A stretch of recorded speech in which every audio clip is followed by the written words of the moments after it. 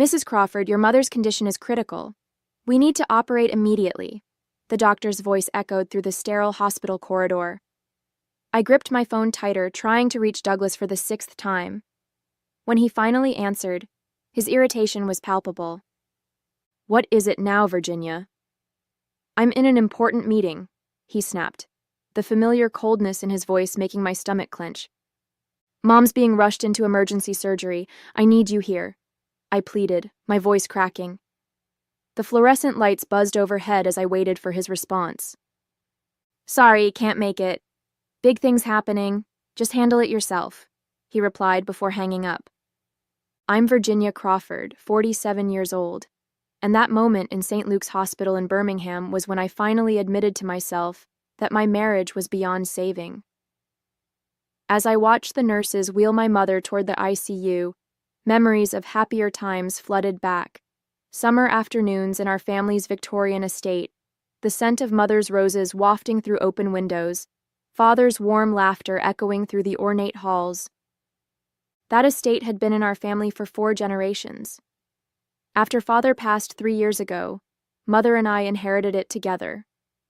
The old house meant everything to us. Every creaking floorboard, every intricate molding told our family's story. Douglas used to understand that, or at least I thought he did. When we first married 15 years ago, he would spend weekends helping mother tend to her beloved garden. But somewhere along the way, my husband's heart turned as cold as marble. As I sat in the ICU waiting room, my phone buzzed with a text from Douglas. Secured my future. Just sold the estate. Leaving for Brazil tonight with someone who actually makes me happy. Goodbye. A strange calm washed over me as I read his message. What Douglas didn't know was that I had been watching his every move for months. My private investigator had kept me well informed of his schemes, including his affair with his young secretary and their plans to flee the country. I typed back a single word. Fascinating. Looking at my mother's fragile form through the ICU window, I felt a fierce determination rise within me. Douglas had no idea what was coming. Sometimes the best revenge is letting someone walk straight into the trap they set for themselves. Douglas wasn't always this way. When we first met at a charity gala in Birmingham 15 years ago, he was different, kind, ambitious, and genuinely caring. He worked as a junior partner at a law firm then, and his eyes would light up when he talked about helping his clients. I remember how he used to bring coffee to my father during long discussions about estate management, eager to learn and understand our family's legacy. The Victorian estate had been more than just a home to us. Built in 1887 by my great-grandfather, it stood as a testament to our family's history. Every Christmas, every celebration, every quiet Sunday afternoon was spent within those walls. I can still picture my grandmother sitting in her favorite corner of the library, telling me stories about the generations before us. Family isn't just about blood, Virginia, she would say, her eyes twinkling with wisdom. It's about trust and protecting what matters most. The changes in Douglas were subtle at first. About 5 years ago, he started spending more time at the office, coming home later and later. When my father passed away 3 years ago, something shifted in him completely. He began questioning every financial decision I made, insisting on having more control over the estate's affairs. I noticed small things missing from the house: antique pieces, family jewelry, items he claimed were just being appraised. 2 months ago, I found receipts for a luxury condo in Rio de Janeiro in his email. That's when I hired Juliana, the private investigator. Your husband's been meeting with various potential buyers, she reported last week. He's been showing them forged documents claiming full ownership of the estate. The irony of it all would have made me laugh if it weren't so painful. Douglas had spent years trying to gain control of the estate, not knowing that my grandmother had placed it in an irrevocable trust long before he entered our lives. She had seen similar situations unfold in other wealthy families and had taken steps to protect our legacy. My phone buzzed again with another message from Douglas. You'll thank me when you see how much I got for that old house. Time to move on. I tucked the phone away, my hand finding comfort in the worn leather of my grandmother's diary and my purse. Inside lay the truth that would soon shatter Douglas's plans completely. The ICU waiting room felt colder as night fell. My mother's surgery was taking longer than expected, and my nerves were fraying.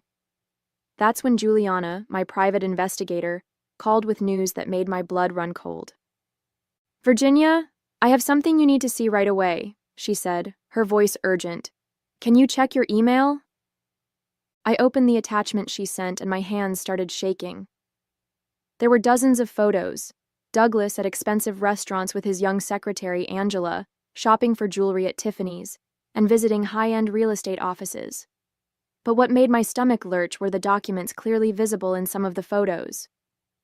"He's been systematically emptying your personal accounts for months," Juliana explained. "The estate sale is just the final piece.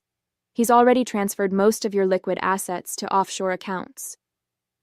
I pulled up my banking app, and sure enough, my personal account showed a balance of just $842.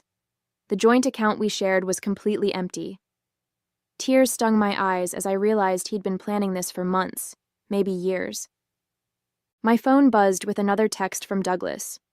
"By the way, I took care of those dusty old photo albums in the library. Nobody needs that sentimental junk anymore. The buyers want the house empty by next week." The photo albums.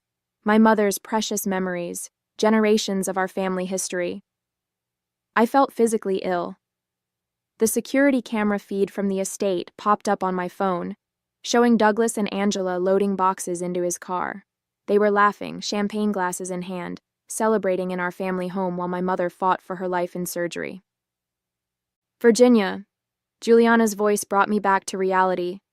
"There's more. He's booked 2 first-class tickets to Rio de Janeiro for tonight. And he's been recording your phone calls with the hospital.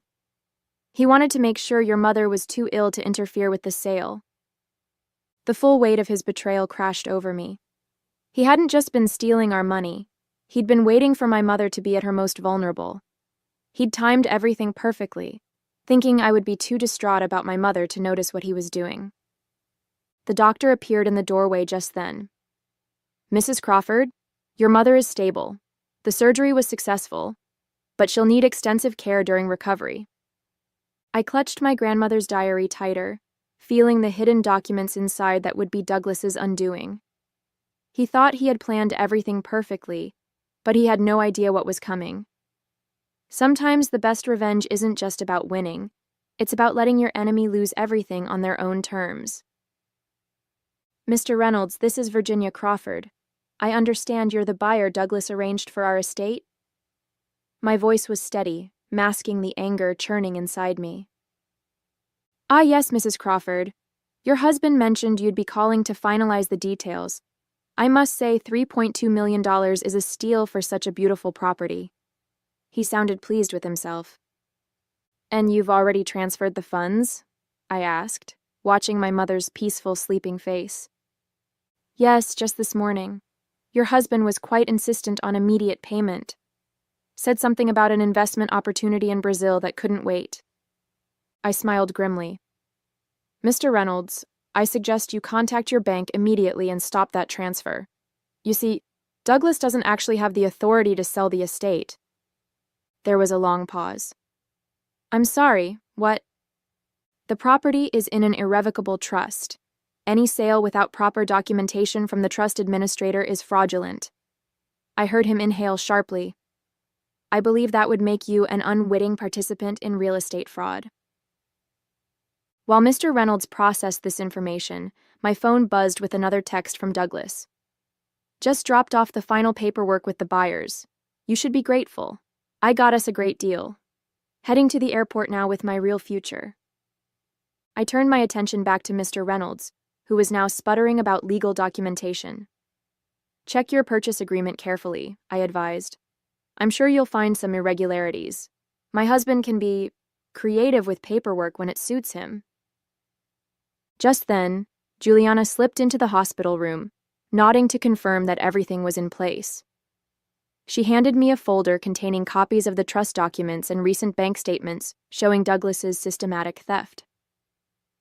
"Mrs. Crawford," Mr. Reynolds's voice had taken on a panicked edge. "I've just reviewed the documentation. These signatures, they don't match the county records." "No, they wouldn't," I replied calmly. "I suggest you contact your lawyer immediately. The FBI is already involved, and they'll want to speak with you about your role in this transaction." As if on cue, my phone lit up with a call from Agent Sarah Martinez, who had been building a case against Douglas for the past month. "We're in position at the airport," she reported. "Your husband just checked in for his flight to Rio with a woman matching Angela's description." "Perfect timing," I said, watching Juliana set up her laptop to monitor the security feeds. "He has no idea the trust administrator is waiting at the gate." The next text from Douglas made me shake my head. "Boarding soon. You'll never find us where we're going. Enjoy your empty life in that worthless old house." I didn't bother responding. Instead, I opened my grandmother's diary and pulled out the document that would seal Douglas's fate, the original trust agreement, with its crystal-clear provisions about property transfer and fraud prevention. Juliana looked up from her laptop with a satisfied smile. "Airport security just flagged their passports. Want to watch the show?" Juliana's laptop screen showed the airport security feed as Douglas and Angela approached the international terminal. They looked confident, almost smug, pulling their expensive matching luggage. I noticed Angela wearing my mother's sapphire necklace, a family heirloom passed down for generations. "Mrs. Crawford," Agent Martinez's voice crackled through my phone, "we've discovered something disturbing. Your husband didn't just forge documents for the estate sale. He's been running a complex scheme involving multiple properties and elderly victims." My hand gripped the hospital bed rail as she continued. "We've identified at least 6 other cases where he targeted wealthy families during medical emergencies. He would forge power of attorney documents while they were hospitalized." The revelation hit me like a physical blow. All those late nights at the office, the mysterious client meetings, he'd been perfecting his scheme for years. I thought of the other families, other homes, other lives he'd tried to destroy. "There's more," Juliana interjected, her eyes fixed on her screen. "I've traced the money trail. Angela isn't just his mistress. She's been his accomplice from the beginning. She works for a shell company that's been laundering money from these property scams." On the security feed, I watched as Douglas approached the gate. He was wearing the custom-made suit I'd given him for our anniversary last year, probably the last gift I'd ever give him. Angela clung to his arm, giggling at something he'd said. Then everything happened at once. 2 FBI agents in suits approached from one direction. The trust administrator, Mr. Harrison, emerged from the other side, flanked by airport security. Douglas's face transformed from confusion to shock to rage in seconds. "You don't understand." His voice came clearly through Juliana's audio feed. "My wife gave me permission to sell the property. I have documentation." "Forged documentation," Mr. Harrison interrupted. "The Crawford estate has been in an irrevocable trust for over 20 years. Even if your wife wanted to, she couldn't authorize its sale." I watched Douglas's face pale as he realized his mistake. But instead of surrendering, he shoved Angela toward the agents and bolted. He made it about 10 steps before security tackled him, sending my mother's antique bracelet, which I hadn't even realized was missing, skittering across the airport floor. "Virginia," Juliana's voice was urgent. "Douglas just tried to transfer another $500,000 from your mother's account. If I hadn't frozen it yesterday..." My phone buzzed with one final text from Douglas. "You think you're so clever? Check your mother's medical insurance." Oops. My blood ran cold. I immediately called the hospital billing department. Sure enough, Douglas had canceled my mother's insurance policy last week, claiming it was a cost-cutting measure. The surgery she'd just undergone would cost hundreds of thousands of dollars. He'd planned it all. Get my mother hospitalized without insurance, drain our accounts, sell the estate, and disappear with the money while I drowned in medical debt. What he hadn't counted on was that I'd already transferred my mother to my own insurance policy 3 months ago, when Juliana first discovered his plans. Sometimes the best trap is the one your enemy never sees coming. As I watched Douglas being handcuffed on Juliana's laptop screen, Agent Martinez rushed into my mother's hospital room. Her face was grave. "Mrs. Crawford, We need to move quickly. Your husband's phone records show he contacted a demolition company yesterday. They're scheduled to start work on the estate tomorrow morning. Something about the buyer wanting to clear the land immediately. My heart stopped. The estate didn't just hold our family memories. It contained evidence of Douglas's other crimes. I'd discovered a hidden safe in his study last week, but hadn't been able to crack it yet. He's trying to destroy the evidence, Juliana said, already dialing her phone. And I bet that safe in his study contains documents from his other victims. There's another problem, Agent Martinez added. Angela's disappeared. She slipped away during the confusion of Douglas's arrest, and she has access to all your banking information. I pulled out my grandmother's diary and removed a small key hidden in its spine. My grandmother didn't just set up the trust, I explained. She installed a state-of-the-art security system throughout the estate. Every room is monitored, every document protected. Angela won't be able to access anything without triggering silent alarms. Right then, Juliana's laptop pinged with an alert. The estate's security cameras showed Angela climbing through a window into Douglas's study. She was heading straight for the safe. Should we send officers? Agent Martinez asked, already reaching for her radio. Wait, I said, watching Angela input the safe's combination. My grandmother also installed a failsafe. Any unauthorized access to the safe? On screen, Angela swung open the safe door triumphantly. Immediately, both the safe and study door locked automatically, trapping her inside. A fine mist sprayed from hidden vents, harmless but containing an invisible UV dye that would mark anyone in the room for weeks. The police can take their time, I smiled. She's not going anywhere. And now she's marked with evidence of attempted theft. My phone rang. It was Mr. Reynolds, the would-be buyer. Mrs. Crawford, I've just learned that Douglas planned to bulldoze the estate and build luxury condos. He showed me forged environmental surveys claiming the historic house was structurally unsound. I've already contacted my bank to stop all payments.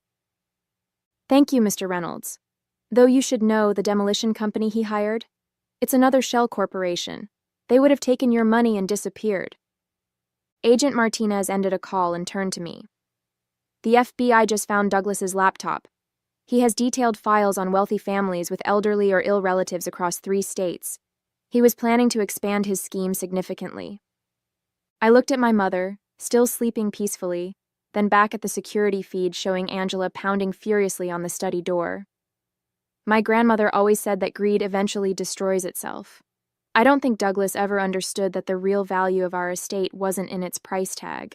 It was in the protections she built into every brick. Juliana's laptop pinged again. Virginia, she said urgently, you need to see this. Douglas had one more plan in motion, and it's already started. Juliana turned her laptop to show me what looked like transfer confirmations. Douglas set up automatic withdrawals from your mother's retirement accounts. They're scheduled to trigger at midnight. He's trying to empty everything before the banks freeze his assets.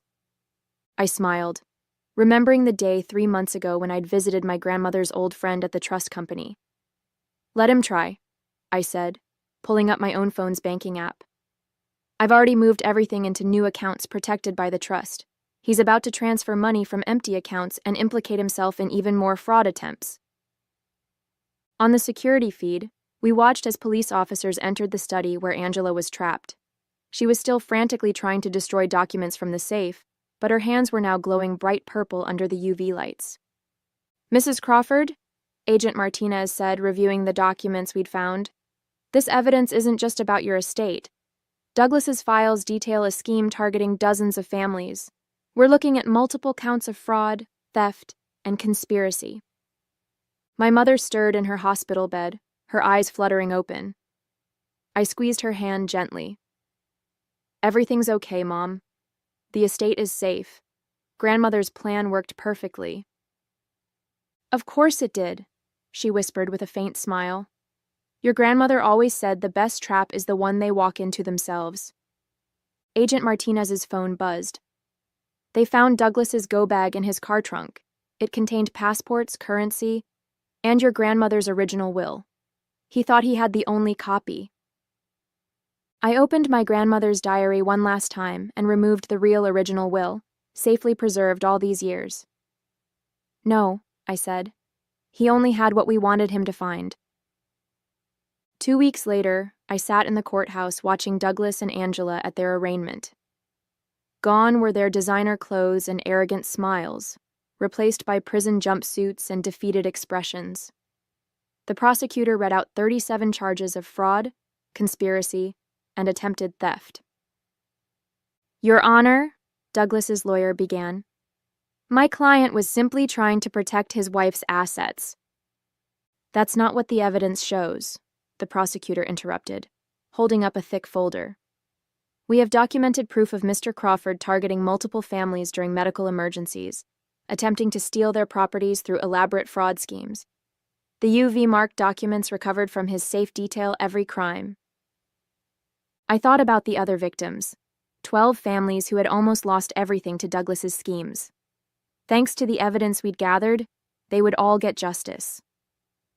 The judge set bail at $5 million each, remanding both Douglas and Angela to custody when they couldn't pay. As they were led away, Douglas turned to glare at me. I simply smiled and patted my grandmother's diary. He'd never understood that real wealth isn't about money.